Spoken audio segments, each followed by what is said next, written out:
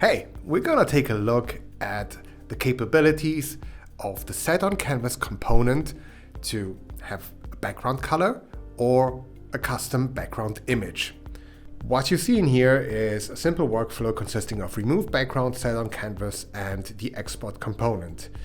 Now, if I scroll down to the settings of the set on canvas component, I have the background in here.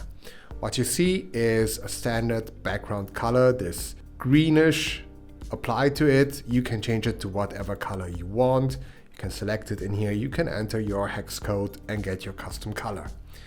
But what is a bit more interesting, I find, is the ability to upload a custom image.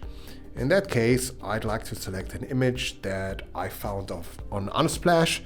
I'd like to give credit to Drew Beamer for this wonderful background image.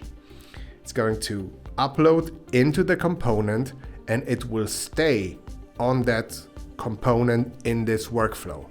So even if you throw in other images, that specific background image is tied to the set on canvas component in that specific workflow. Now what you will see is that if you have uploaded your custom background image, you can't, of course, select another background color, doesn't make sense. And also the size that you originally had in the set on canvas component is disabled due to fixed background image size. So the set on canvas component will take the exact pixel size of your background image and apply that to the output image. Now, to have a look at that, in the export component, you enable the include set on canvas layers.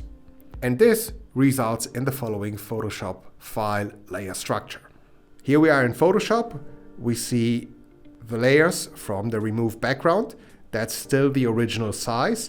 And then you see 3 layers in here, all named set on canvas: processed, foreground, and background. So let's take a look at the upper layer. The upper layer is the final result, right? This is the object applied on the background image, right? This layer is flat, there's nothing more to it.